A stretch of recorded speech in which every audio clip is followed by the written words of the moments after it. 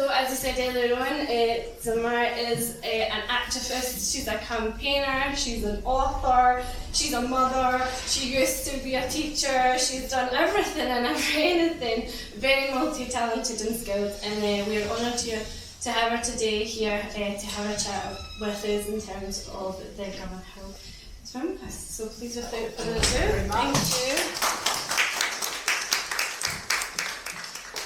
Can I say, first of all, thank you so much to the new Glasgow Society for inviting me here and giving me this amazing opportunity to share my writing with you. I think the reason why the new Glasgow Society contacted me to come here today was for me to read my blog to you, and that is about the Govanhill Save Our Pool campaign.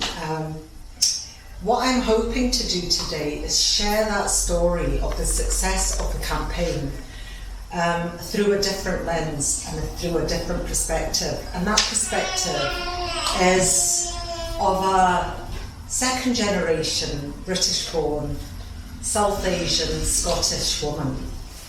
And before I read my blog to all of you, it would be helpful, I think, to explain the reasons why I chose, I was compelled to write this piece. First of all, it was very important to me to amplify the voices of first immigrant South Asian women and amplify them with regard to the Govanhill Pool campaign. In doing so, I hope I'm giving a platform to those marginalised groups within communities and also to working class communities within our city.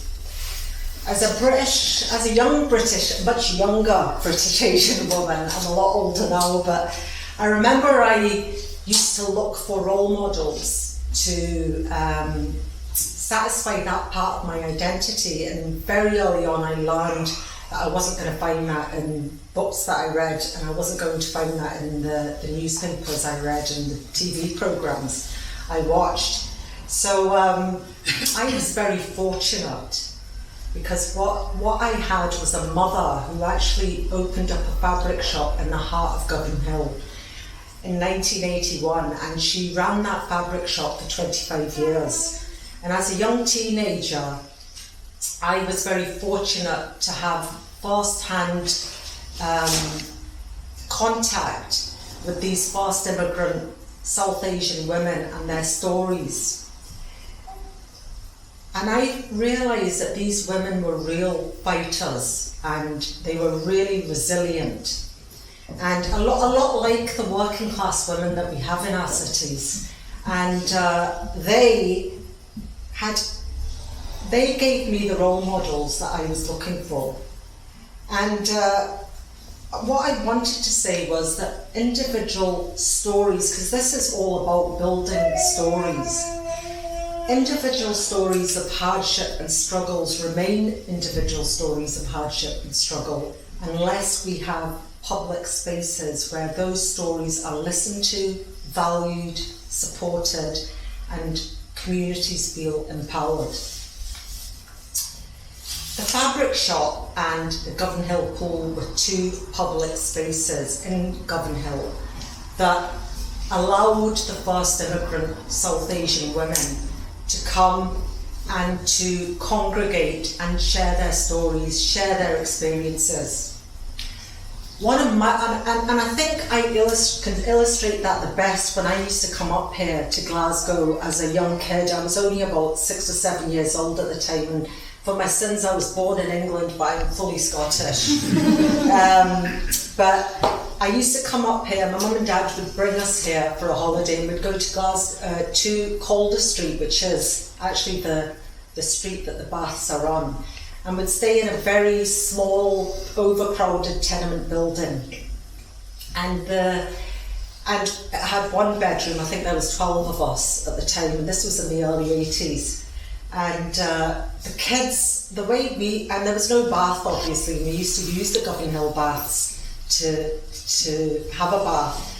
But the kids all used to play in the back courtyard, and we were of all different backgrounds. We were Scottish, Italian, Polish, Asian, and we used to raid the middens, and I don't know whether any of you remember that, but we used to look for empty brew bottles. And then we used to lug them up to Allison Street, where there was a Jewish-owned cafe, and we'd exchange them for money, and then the whole lot of us would go up to the Govanhill pool and just swim for hours. Now, at the time I didn't realise it, but now reflecting back on that, I can understand how important that was to us as kids, because we had a common purpose. We wanted to swim, you know, but the whole process involved us speaking with each other, communicating with each other, and breaking down those barriers of race, culture, language. And, you know, it was an amazing thing when I reflect back on it now. So that is the way these public spaces build communities. That's how they, you know, there's cohesiveness in that. And finally, very quickly, the success of the Govanhill Save Our Pool campaign isn't just a story of a community refusing to allow the state to dictate to them what is required of their community. They knew what their community needs were. And do you know, that community of Govanhill got it right and still gets it right. Because it's a community to this day that I see has initiatives and projects in public spaces where marginalised groups, community groups can come, they interact, they communicate, and that is where the power is. That is where the power is. That is how we build our communities, and that is how we make change for the better. Because there is more that unites us than divides us. So without further ado, I hope this doesn't go on for long because you're all standing, but I'd like to read my blog. This was actually published in the Scottish Black Writers Network. And I think that's where Thierry read it and he said, right, come in and speak about it. So it's a more detailed version of how I felt about the whole campaign. It's called Resistance and Community, Govanhill Pool and My Mother's Fabric Shop. 6 days a week at 11 a.m. for 25 years, my mother, Zarina Begum, pulled up the shutters and switched the lights on to open one of Govanhill's first 3 fabric shops. The coloured lights from silks, velvets and georgettes would cascade onto the damp grey pavement of Cathcart Road. Streams of dazzling cerises and limes illuminated the street. Mannequins bound in embellished floating chiffons enticed South Asian women pushing wet prams filled with disgruntled children. They would hastily tame their flapping dupattas and step inside out to the cold. At the top of adjacent Calder Street, one of Glasgow's last remaining Edwardian public bathhouses, Govanhill Pool, stood. I remember being an 8-year-old swinging a towel rolled inside a plastic bag on my way to swim there or take a bath. I would store it in a metallic cubicle, rows of them drowned in hazy steam from the hot baths where carbolic soap was scrubbed onto scruffed knees and limitless hot water would soak away the grime. It was a busy and vital facility used by the community for leisure, health and hygiene. In the 80s, my mother's fabric shop and Govanhill Pool shared invaluable commonalities. When their doors opened, they created a lifeline and a hub for the immigrant South Asian women.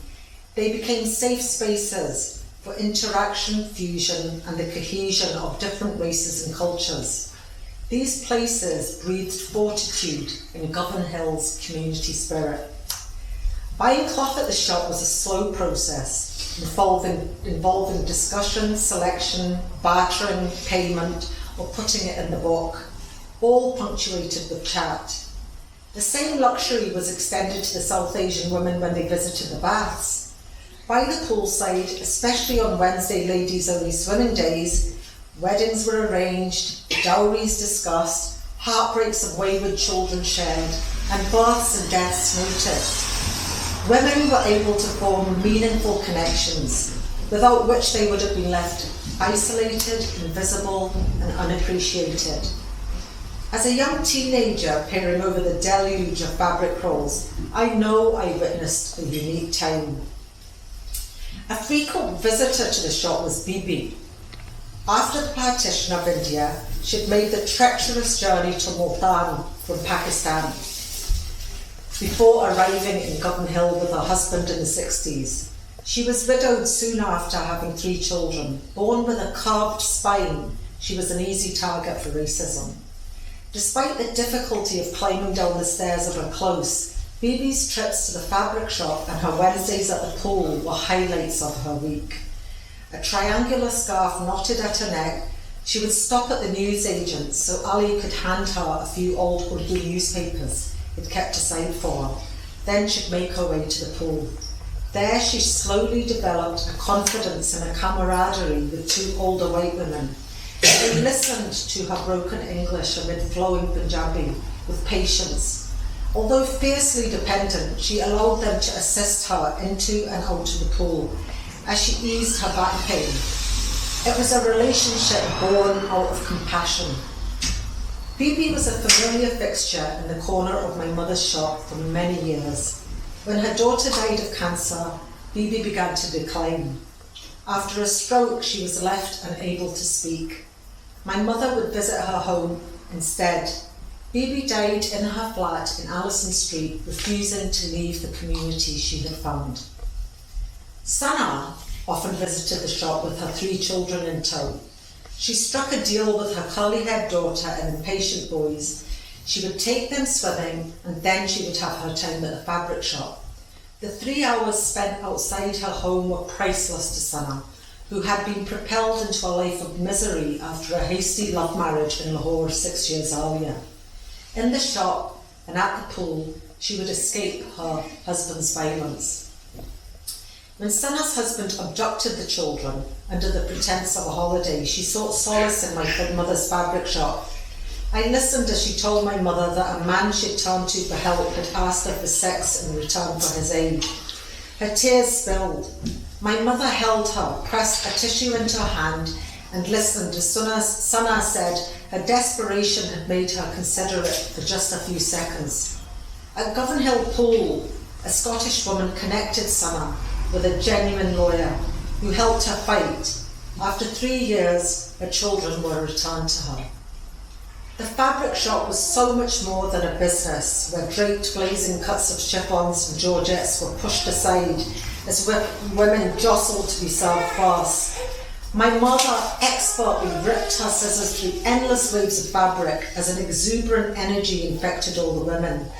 That space gave them the luxurious freedom of raising their voices in their native tongue, a place where there was no need to explain or justify, a rare feeling of belonging and being seen as more than a brown face with odd clothes. Little Scottish girls pressed their noses against the fabric shop windows. Flame red Banarsis and sparkling midnight blue organzas lit up their cold pale faces. Scottish mothers hesitantly stepped in, seeking dress materials or curtain fabric, and my mother would proudly pull out her most striking designs as the women exclaimed at this cavern of foreign delights in the heart of Govanhill. At a time when overt racism was prevalent and hostilities towards immigrants was rife, the fabric shop was a positive force of cultural fusion. The same energy flowed on Wednesday ladies' only swimming days at Govanhill Pool, where women's uninhibited laughter would echo between Punjabi chatter and tumultuous splashing. Sitting on the poolside loungers, mustard oil was massaged into each other's scalps and bulges of bare brown skin were proudly shown off. Wednesdays for the Asian women meant freedom for societal and cultural expectations. It was through the pink blur of chlorine-filled eyes and shrieks of laughter in the Govanhill swimming pool that prejudices dissipated and connections crossed boundaries. As my mother gets older and her memory fades, and the stories of the women who visited her fade with her, Online stores are popular now with the younger generation of Asian girls. It is with a sense of loss and nostalgia that I walk past my mother's shop now. The fabrics in the window seem subdued. The man inside folds his silks alone. On the 6th of January 2001, Glasgow City Council, without consultation of community or users, announced the decision to close the pool. The refusal by authorities to consult or engage with community groups resulted in a 19-year battle, demonstrations, 140 days of occupation, countless picket lines, and the most powerful story of community action and resistance in Scottish history. The determined perseverance of the area's diverse communities finally paid off. After 19 years of campaigning, the Govanhill Baths Community Trust secured funding in 2019, and the pool will reopen in 2023 as a health and wellbeing centre run by the community to serve the needs of the people of Govanhill. The building stands uncompromising, representing much more than the power of the community and their resistance to state control. It honours their fighting spirit and perseverance and their many untold stories. Thank you.